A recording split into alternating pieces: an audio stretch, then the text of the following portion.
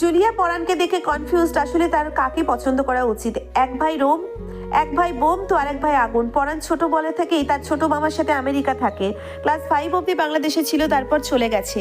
Julia বোকার মতো একবার পরাণের দিকে তাকায় তো একবার পরশের দিকে তাকায়। পরাণ বিষয়টি খেয়াল করে বলে, আপনি আগে ডিসাইড করুন বার্গার নেবেন নাকি পিৎজা। জুলিয়া বলে, মানে এসব কেমন কথা পরাণ? ও তোমার ছোট খালামণির মেয়ে জুলিয়া, নীলা খালামণির ওই আলুর মতো মেয়েটা। পরাণ, সরি আম্মু, একটু দুষ্টুমি করলাম। আচ্ছা পরশ, চল আমি ফ্রেশ হবো। পরাণ উঠে এসে বলে, হাই পটেটো, কেমন আছো বলেই হাত বাড়ায়। আমি কোনো পটলের সাথে হাত মেলাই না, যত সব বিলেতি পটল বলেই চলে আসলো। সবাই হেসে দিয়ে বলে, পটল আলুর তরকারি কিন্তু বেশ টেস্টি। পরশ নিজের রুম সবসময় গোছানো পছন্দ করে, এলোমেলো কিছুই তার পছন্দ না। পরাণ বেডে শুয়ে বলে, আচ্ছা পরশ, বাবাকে আমেরিকায় নিয়ে চিকিৎসা করালে কেমন হয়? সিঙ্গাপুর নেওয়া হয়েছিল, পলাশ চাচ্ছু বাবার চিকিৎসায় কোনো ত্রুটি রাখেনি। তাড়াতাড়ি ফ্রেশ হয়ে বাবার সাথে দেখা করে আসে।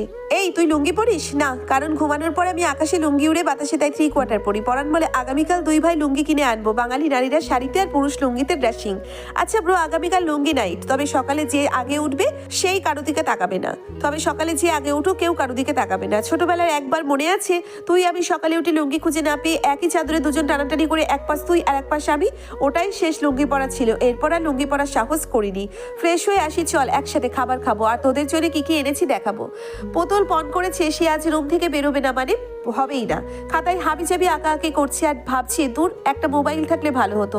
বড় আব্বুর বাচ্চা পরশ, তোর জন্য আমি ফোন পাইনি। ছোট আব্বু, তোমার মেয়ের হাতে এখনো ফোন দিলে পড়ালেখা রসাতলে যাবে। তা তুই টপার হলে কি করে? নিজে দামি ফোন ব্যবহার করেও টপার আর আমাকে দিল না। আচ্ছা এটা কোনো চক্রান্ত নয় তো? হতে পারে আমার ফোন থাকলে আমিও টপার হয়ে যাব। একে বিয়ে করবো আমি? কিছুতেই না। ভাবনার মধ্যেই দরজায় টোকা পড়লো। পুতুল, দরজা খোল, আমি আজ রুম থেকে বের হব না। পরশ ভাই, তোমরাই থাকো, তোমরাই আনন্দ করো। তোকে বলেছি দরজা খুলতে, খুলবি কিনা বল। এভাবে চিৎকার করে খুলবি বললে সবাই কি ভাববে? তুমি চলে যাও, আমি কি দরজা ভাঙবো? পুতুল দরজা খুলে দিয়ে একপাশে দাঁড়িয়ে বলল, এসব কি পরেছিস? টি শার্ট আর স্কার্ট, এসব চেঞ্জ করে 3 পিস পর, আর ওড়না সুন্দর করে পরবি। তোর লজ্জা করে না এভাবে বাসায় ঘুরে বেড়াতে? পুতুল নিজের দিকে তাকিয়ে সাথে সাথে একটা তোয়ালে হাতের সামনে পেয়ে সেটা গায়ে জড়িয়ে নিল। তোমার লজ্জা করে না পারমিশন ছাড়া বোনের রুমে চলে আসতে? তা আমার বোনটাকে তুমি জানো না? এই যে তোমার চোখের সামনে জলজান্ত রূপসী মেয়ে দাঁড়িয়ে আছে, সে তোমার কে হয়? সে আমার হবু ওয়াইফ, যদিও পার্মানেন্ট না। তবে যতদিন আমার নামের সাথে আছিস ততদিন তোমার পার্মানেন্ট বউ হতে আমার বইই গেছে। এখন কথা কম, তাড়াতাড়ি ড্রেস চেঞ্জ করে ভদ্র মেয়ের মতো খাবার টেবিলে আয়। এক কথা কিন্তু আমি বারবার বলা পছন্দ করি না। আমি কি বলেছি আসবো না? যাও তুমি, আসছি আমি। পুতুল সুন্দর একটা 3 পিস পরলো, ওড়না সুন্দর করে গায়ে জড়িয়ে খাবার টেবিলে গেল। জুলিয়া বলে, কি রে এমন নতুন বউদের মতো সেজে এসেছিস কেন? জুলি চুপ কর, আমার মাকে তো দারুণ ভদ্র লাগছে দেখতে। আয় এখানে বস। পুতুল বসলো নীলুফা বেগমের সাথে। পুতুল বসলো নীলুফা বেগমের পাশে। সুফিয়া বেগম সবাইকে খাবার পরিবেশন করবে। ছেলে দুটো এখনো আসছে না কেন? ছেলে দুটো মানে পরাণ ভাইয়া চলে এসেছে? হ্যাঁ, তোর সাথে দেখা হয়নি না? দেখেছো আমাকে একটুও ভালোবাসে না, এত বছর পরে আসলো, আমার খোঁজও নিল না, আবার কিছু গিফটও করলো না। অন্য কারো ভাই বিদেশ থেকে আসলে ডাব সাবান আনে, লোশন আনে, ট্যাং আনে, চকলেট আনে, আর আমার ভাই আমার জন্য কিছুই আনলো না। তা তোর ভাই কি এত সাধারণ নাকি যে এইসব জিনিস আনবে? সে তোর জন্য বড় কিছু এনেছে। পুতুল চেয়ার ছেড়ে উঠে বলে, তাই? পরাণে পিছনে পরশ চোখ বড় বড় করে পুতুলের দিকে তাকিয়ে আছে। পুতুল নম্র কণ্ঠে বলে, কেমন আছো? কেমন থাকবো, আসার সাথে সাথে চোর বলে তাড়িয়ে দিচ্ছিলি। ওই কালো মাস্ক আর কালো জ্যাকেট পরা ডাকাত সেজে তুমি ছিলে? তোমাকে দেখতে চোর লেগেছে, চোর বলেছি এতে। আর এখন কি তোর বকবক খাবো নাকি খাবার খেতে দিবি? বকবক মাখিয়ে খাবার খাও, সেই টেস্ট। কি বললি? কই কি বললাম? সবাই খেতে বসেছে, পুতুল নিজের মতো খাচ্ছে। জুলিয়া একবার আর চোখে পরাণের দিকে তাকাচ্ছে আর একবার পরশের দিকে। মনে মনে বলে, দূর, চোখের সামনে ক্রাশ খাওয়ার মতো দুজন কাজিন বসে আছে, কিন্তু বুঝতে পারছি না কোনটাকে ইমপ্রেস করব। একটা রসগোল্লা তো আর একটা গোলাপ জামুন। পুতুল সবার আগে খাবার শেষ করে বলে, বড় আব্বু খাবার দাও, আমি নিয়ে যাই। তুই বিয়ের আগেই বউ হওয়ার কেন চেষ্টা করছিস? এখনো তো যথেষ্ট বাচ্চা, তুই বড় হ, তোকে খালামুনির ছেলে বউ বানাবো। হবেই, আমার খাবার শেষ হোক, আমি দিয়ে আসবো। তুমি কেন দিবে? আমার হবু শ্বশুরকে আমি খাবার দিব। জুলিয়ার মনটা খারাপ হয়ে গেল। ও বড় আম্মু, আমি নিয়ে যাই। আচ্ছা যা, তবে সাবধানে। পুতুল খাবার নিয়ে পিয়াস সাহেবের রুমে আসলো। খাবার টেবিলে রেখে আস্তে করে পিয়াস সাহেবের পাশে বসে বলে, বড় আব্বু তুমি আমাকে ডেকেছো? আমার মা, তুই এসেছিস? সারাদিন কি করিস বলতো? মাঝে মাঝে অসুস্থ ছেলেটার সাথে গল্পও তো করতে পারিস। আচ্ছা বড় আব্বু, দাদার নাম পিয়াল, তোমার নাম পিয়াস, বাবার নাম পলাশ, তোমার এক ছেলের নাম পরাণ আর একজন পরশ। তাহলে ভবিষ্যতে আমার ছেলে হলে তার নাম কি রাখবো? পেয়ারা? পিয়াস সাহেব হেসে বলে, আর প দিয়ে নাম রাখতে হবে না, এসব তো আমার মায়ের কারসাজি। তার কথা হলো ছেলেদের নাম বাপের নামের সাথে মিলিয়ে রাখতে হবে, এর জন্য সবার নাম এমন। তোর ছেলের নাম রাখবি লাবিব, রেহান, দারুণ নাম কিন্তু। তবে তোমাদের সবার নাম একসাথে কিন্তু অনেক ফানি। পিয়াল, পিয়াস, পলাশ, পরাণ, পরশ, পুতুল, সো ফানি। বড় আব্বু ঠিক বলেছিস পুতুল। ছোটবেলায় আমার ফ্রেন্ডরা আমাকে খেপাতো এটা বলে পিয়াসের পুত্র পরাণ, তাহার ভাই পরশ। আমি না খেপলেও পরশ খুব রেগে যেত। পুতুল জোরে জোরে হেসে বলে সো ফানি। বাবা তুমি কেমন আছো? পুতুলকে বলো আমার রুম থেকে বের হয়ে যেতে। আমার একটাই ছেলে পরশ, তাড়াতাড়ি বের হয়ে যেতে বলো। কিন্তু বড় আব্বু কোনো কিন্তু নেই, আমি যা বলেছি তাই করো বলেই পিয়াস সাহেব জোরে জোরে শ্বাস নিতে লাগলেন। পুতুল চিৎকার করে সবাইকে ডাকছে। পুতুলের চোখ দিয়ে অশ্রু গড়িয়ে পড়ছে। আইসিইউ রুমের বাইরে পুরো ব্যাপারী পরিবার, সবার চেহারায় চিন্তার ছাপ স্পষ্ট। পলাশ সাহেব সবেমাত্র চট্টগ্রাম থেকে এসেছেন। তিনি জিজ্ঞেস করলেন পরশ ভাইজানের এই অবস্থা কি করে হলো? পরশ উত্তর দিল চাচ্ছু বুঝতে পারছি না, বাবা হঠাৎ করে এমন অসুস্থ হয়ে পড়লেন। পুতুল আর চোখে একবার পরাণের দিকে তাকালো। তার কি উচিত সবাইকে সবটা বলা নাকি চুপ করে থাকবে সে? পরশ অগ্নি দৃষ্টিতে পুতুলের দিকে তাকিয়ে বলল চাচ্ছু তোমার মেয়েকে জিজ্ঞেস করো ও বাবাকে কি উল্টোপাল্টা বলেছে। ওই ছিল বাবার রুমে, বাবার কাছে। পুতুল ভয়ে গুটিয়ে গেল। কি বলবে সে, সত্যিটা নাকি অন্য কিছু? পলাশ সাহেব পুতুলের হাত শক্ত করে ধরে বললেন কি বলেছিস তুই? বাবা আমি তো শুধু একদম চুপ কর। তোর এত সাহস? আজকে তোর সাহস আমি বের করব। তোর এত যে তোর শরীরে যে রক্ত বইছে সেই রক্ত আমার শরীরেও। 15 বছর বয়সে কেউ বাচ্চা থাকে না। ভাইয়া সুস্থ হোক, তোকে আমি পরে দেখে নিচ্ছি। আর মনে রাখিস বিয়ে তোকে পরশকেই করতে হবে। পুতুলের চোখ দিয়ে টুপটুপ করে জল গড়িয়ে পড়ছে। সে তার বাবাকে খুব ভয় পায়। পলাশ সাহেব শান্ত স্বরে বললেন বাড়ির মেয়েরা সবাই বাসায় চলে যাও। এখানে কান্নাকাটি করলে রোগী সুস্থ হবে না, বরং পরিবেশ অশান্ত হবে। সবাই বিনা বাক্যে বেরিয়ে গেল। পুতুলের চোখ থেকে অশ্রু গড়িয়ে পড়ছে, কিন্তু মুখ দিয়ে কোনো শব্দ বের হচ্ছে না।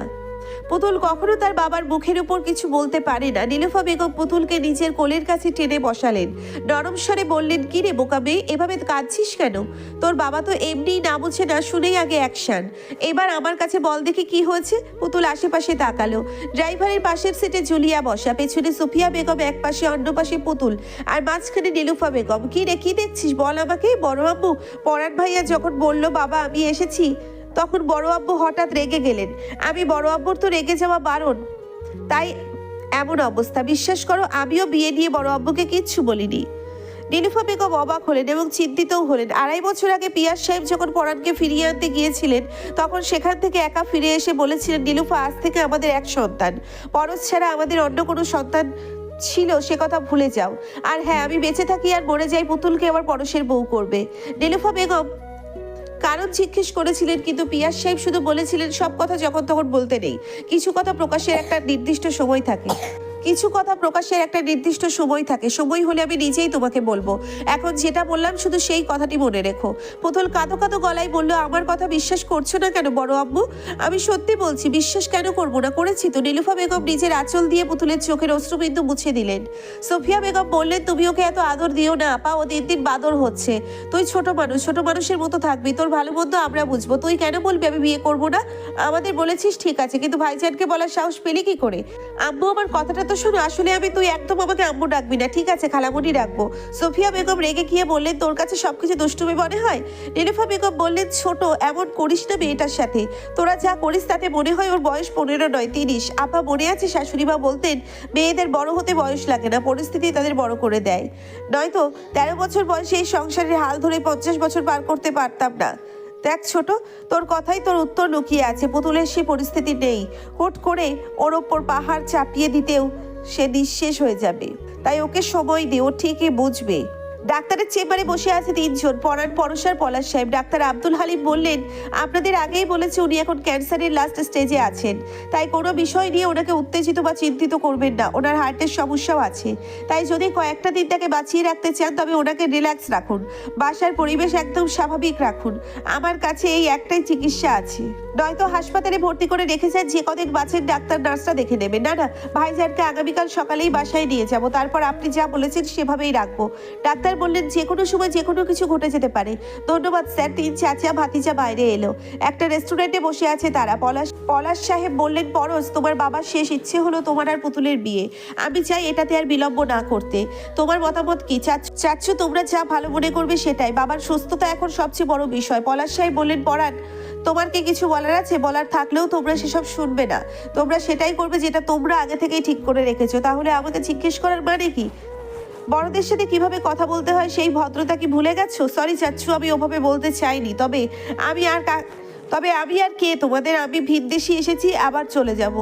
তোমাদের সব তো পরশ, ও সারা জীবন তোমাদের কাছে ছিল, ভবিষ্যতে পুতুলকে বিয়ে করে পুরো রাজত্বও পাবে। তুমি কি বলতে চাও সরাসরি বলো। যদি বলি পুতুলকে আমি বিয়ে করতে চাই? পলাশ সাহেব কিছুটা থমকে গিয়ে বললেন, তাহলে ভেবে দেখবো বিষয়টা। তুমি আর পরশ তো ভিন্ন নও। পরাণ মনে মনে হাসলো। এটাই তো ভেবে দেখতে হবে আমার বেলায়। পরশ বলল, ভাইয়া তুই চাইলে পুতুলের বিয়ে তোর সাথেই হবে। চাচ্ছ তোমার কোনো আপত্তি আছে? না পরশ, তোমার আপত্তি না থাকলে আমারও নেই। বাসায় ফিরে যে যার মতো রুমে চলে গেল। পুতুল নিজের ডায়েরিতে কিছু লিখছিল। জুলিয়া এসে বলল, এই পুতুল বলতো আমার আর পরাণ ভাইয়ার জড়ি কেমন হবে? পুতুল অবাক দৃষ্টিতে তাকিয়ে বলল, একদিনে তোমরা প্রেমও করে ফেলেছো? কিন্তু কখন করলে? তোর মাথায় সমস্যা আছে পুতুল। পরশ ভাইয়ার ডাক্তার হওয়া উচিত ছিল। তোর মতো পাগলের সাথে বেচারা সারা জীবন কিভাবে কাটাবে? সমস্যা নেই, তোমার পরাণ তো ডাক্তার, তোমার মতো পাগলকে সে ঠিকই সামলে নিতে পারবে। আমি পাগলি? দেখলে তো তুমিই পাগলি, কারণ পাগলাকে পাগল বললে সে রেগে যায়। বাই দ্য ওয়ে, পরশ ভাইয়া কিন্তু পরাণ ভাইয়ার থেকে একটু বেশি কিউট। সবাই তো বলবে পুতুল তুই জিতে গেছিস। হাই, ভাবতেই লজ্জা লাগছে। জুলিয়া বলল, বেশি কথা বললে হিন্দি সিরিয়ালের মতো তোকে অজ্ঞান করে পরশ ভাইকে আমি জামাই করে নেব। যদি এটা করতে পারো তবে তুমি যা চাও আমি তাই দেবো, আর না পারলে আমি যা চাই তা দিতে হবে কিন্তু।